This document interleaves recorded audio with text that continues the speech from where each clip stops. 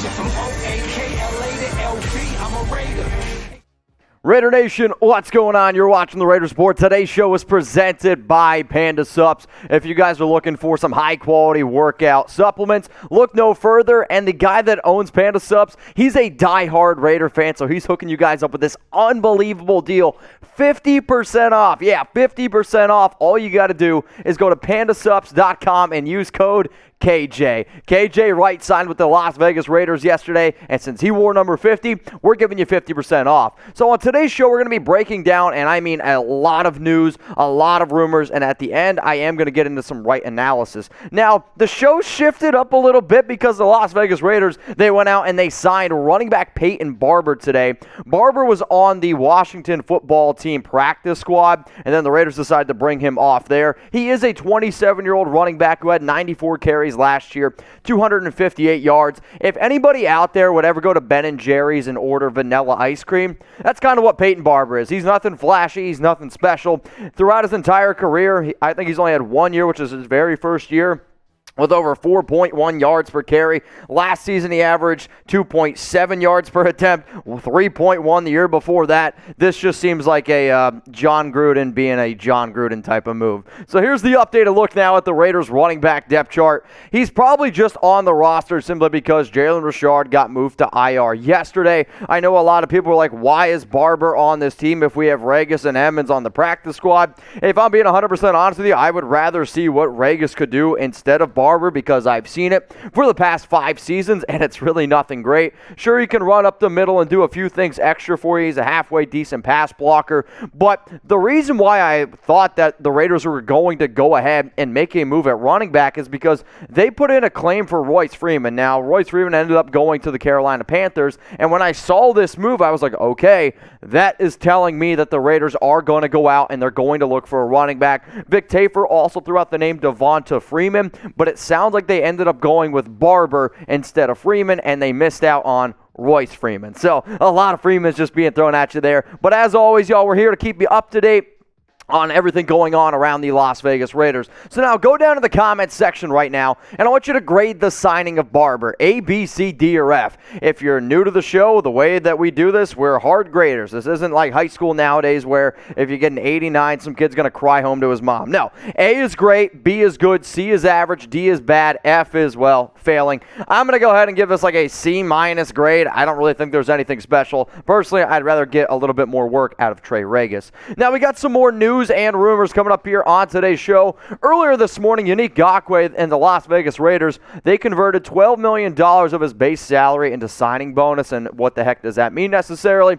This creates $9.6 million in cap space. So as it stands right now, the Raiders are probably sitting somewhere around $8 million. Now, obviously, there's been a lot of players moved to IR. There's also some signings around KJ Wright, Royce Freeman, and another offensive lineman who we'll get to here in a sec. So, I don't have all the figures to those contracts, but from people that I've heard, people that I listen to, the Raiders should be around somewhere around $8 million in cap space this year, and they're going to have a lot of cap space next year as well. So, I like that move there from Yannick Nagkoue. The next thing that we're going to be talking about here is more news that came out yesterday. The Raiders named 7 team captains. Now, the only one that I got wrong, who I thought was going to be a team captain, was Nicholas Morrow, but Derek Carr, Maxx Crosby, Richie Incognito, no surprises there, at least for me personally. And then some more captains in here was Alec Ingold, Josh Jacobs, Yannick Nagkoue, Darren Waller. I mean, all these guys are just absolute studs on and off the field, especially Ingold. I mean, that's the reason why he was named team captain, because of his impact off the field. Now, if you guys always find yourself looking for news, looking for rumors, you don't need to look any further than the Las Vegas Raiders Report. We went live yesterday for about 2 hours, at least I think so. I kind of blacked out there at the end.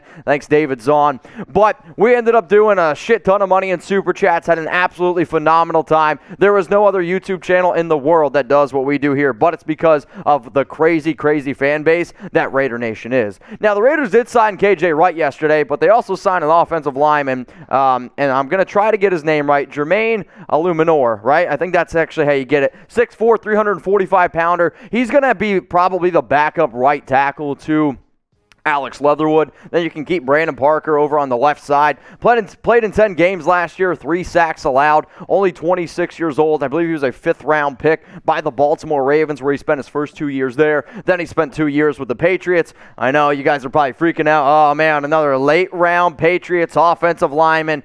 Yeah, he's probably not even close to as talented as Trent Brown, but I can guarantee you this, he's not as lazy as Trent Brown. So here's the Raiders' offensive line depth chart as it stands right now. You got your starting 5, which you guys can all see, and I got to get that picture of Andre James updated. That's 2 pictures that didn't sound good. That's not him. That's on me. Regardless, though, you got some more depth, which is something that the Las Vegas Raiders definitely need. So the question that I'm going to ask you guys is, after seeing the depth of Andre James, Denzel Good, Leatherwood, do you think that the Raiders should go out and sign another offensive lineman? I mean, I got asked this question a whole bunch, and I was going to present the question yesterday, and then, we had a whole crazy day happen. I still like John Simpson. I'm not really that confident in Nick Martin, but if you are going to go ahead and type your Y for yes, maybe give me a player name of somebody that you could think of, or you can go ahead and type your N for no. I am going to give you guys 2 names out there for free agents that I would at least pick up the phone and give them a call. The first name that we're going to talk about here is Joe Dahl, and he played in 264 snaps last season with the Detroit Lions, an overall PFF grade of 57.4, pass blocking grade of 45.2, and then the run blocking grade of 64.6. The simple reason why I am going to give Dahl a phone call is the exact same reason why I would give Nick Easton a phone call as well. Both of these players are okay, but they at least offer you a little bit of versatility. Like Easton, for example, he played left guard, he played right guard, he can actually also play center if you need him in a pinch, and I actually think he's a better player than Nick Martin. Played in 562 snaps last year, the overall grade of 59.6, and some people are like, Mitch, why are you recommending guys that have such a low overall grade according to PFF? I mean, guys, I'm looking for depth dudes. If you're still out in the free agent market, I get that we just got KJ Wright, but it's really hard to find offensive linemen at this point, and if I'm being 100% honest, the way that I would rank them, I would rather have Nick Easton and Joe Dahl over Nick Martin. It's just me being 100% with y'all. Now, all the time, we're always looking for cool deals. I want to be able to hang out with you guys, and we had a hell of a show last night. Imagine how cool that live show was. Now, imagine being able to participate with that with me, like actually in Las Vegas. So if you guys want to hang out with me in Vegas, you got to go to Tailgate Social. Tell them that the Raiders Report sent you. I'm going to be there Saturday, Sunday, and Monday. If you want to call ahead and book your table, book your seats, please go ahead and do it. If you're looking for free Raiders versus Baltimore Raven tickets, I need you to listen up right now. If you go to Tailgate Social from today, and then this deal ends Thursday, right at the end of the Cowboys-Buccaneers game. Here's basically what the seats look like. So if you go up to Tailgate Social and you said, hey, Mitchell Renz from the Raiders Report sent me, how do I get the hookup for these Raiders versus Ravens tickets? That's all you got to say. Then you basically get a 50-50 raffle. They enter you to win, and then we're going to be picking a winner. Again, Thursday, I believe, is the day that they're going to be picking the winner, September 9th. But here's what Tailgate Social looks like on the outside, on the inside as well. We are going to pack this thing. I mean, I want nothing but silver and black.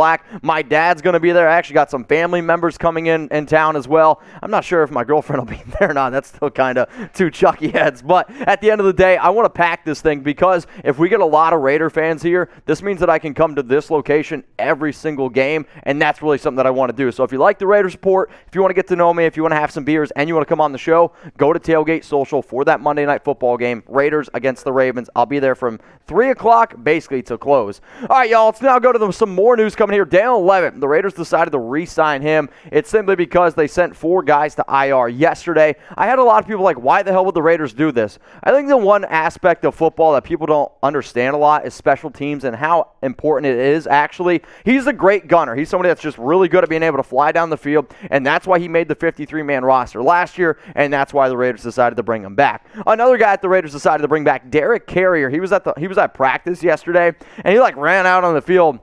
And a bunch of people were like, wait a minute, didn't you get cut? And he kind of smiled. He did his whole thing here and there. But again, it's because 4 Raiders players, they got sent to the IR, which then opens up an extra avenue for somebody like Derek Carrier. Now, we did have some more news and rumors that we're going to get into again, but if you guys haven't already, please go ahead and subscribe. It is youtube.com/Raiders Report. Some other players that we'll just bring up real quickly that ended up getting to the IR: Keisean Nixon, Jalen Richard, Morrow, Javin White. That's why Dallin Leavitt ultimately got put back. That's why Derek Carrier got put back here. So we're just, like I said, trying to keep you guys up to date. I know earlier in the show that Yannick Nagkoue, we talked about Ngakoue with his contract restructure. Nick Kwiatkoski, he also restructured his contract. March, we're good. We're going to keep rolling with it. Nick Kwiatkoski's contract restructure was for $2.89 million. This created $2.31 million overall in terms of extra space for the Las Vegas Raiders here. And so if you guys remember, he signed that 3-year, $21 million deal back in 2020. So just like that, they try to create a little bit room with Ngakoue, which we talked about, and then we try to create a little bit more room for Kwiatkoski. That opens up the door for extra guys like Peyton Barber, for KJ Wright, for Eluemunor. So like that's what you're ultimately seeing here with this Las Vegas Raiders team. And like I said, they're somewhere around like $8 million in terms of total contract. Now, some more news that ended up happening yesterday, Deablo. He went from number 49 to number 5. So, like, I like this whole number thing, right? We're finally starting to see some of these players do that whole routine. Another really good sign that I tweeted yesterday, hey, Clelin Ferrell back at practice. I know this is going to be one of those dudes that really needs to be able to show up this year, but this is a type of guy that can take a defensive line from being average to be, if he can play the way that I know he can, you go up a little bit above average. So when people ask me, hey, how many sacks are the Raiders going to have? The number that I've been around is 44, 45, 46. If Clee shows up, that number could get into the 50s, but that is a very, very high hope. More updates here, and one of the guys is a running back. It's Kenyan Drake, right?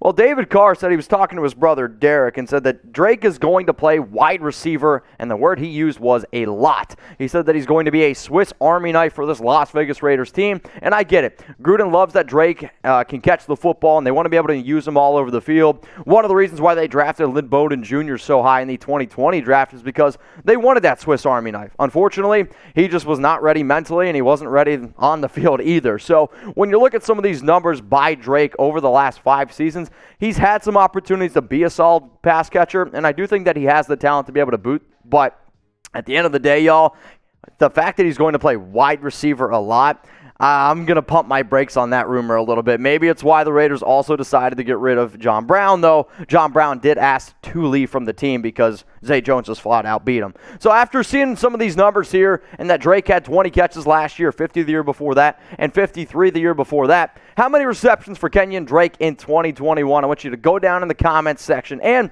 if you want to know how many catches that I think Drake is going to have, hit me up on Instagram at Mitchell Renz 365. All you got to do is just DM me Drake receptions, and then I'll tell you how many catches I believe Drake is going to have. All right, y'all, so coming up right now, since the Raiders, they signed KJ Wright, I'm going to get into just quick little winners and losers in terms of which players benefit the most from Wright signing with the Raiders and which 3 players it's ultimately going to hurt the most. So when the Raiders, they signed Wright, man, we went wild, we got crazy, and we got excited. Probably one of the dudes that got the most excited was the guy that owns Panda Sups. I'm not kidding you. As soon as he found out that the Raiders signed him, he's like, dude, use code KJ, 50% off everything at the store, pandasups.com. So whether you need protein, whether you need fat burner, they got the hookup. If anybody is at work and you kind of get that 3 o'clock crash, I know I get it a lot. Maybe you study for tests, the new Tropics, they got a brand new flavor, Frostbite. You're going to absolutely love it. I don't know about you, if some people have trouble sleeping, their Sleepy is also a great product. My dad's like, dude, I wake up at 2:30 in the morning and I can't help it. Dad, if you took a scoop of that, you wouldn't wake up. And they also got some brand new flavors for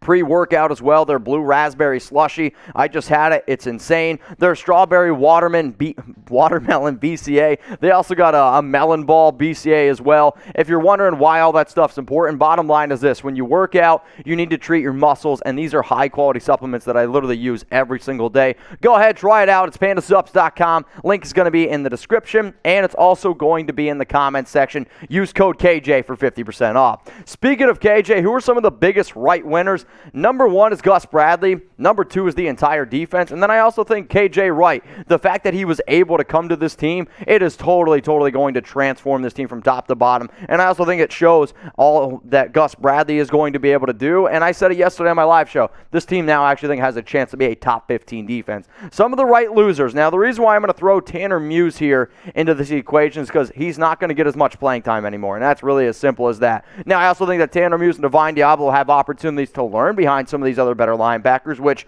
might make them a winner in the long run.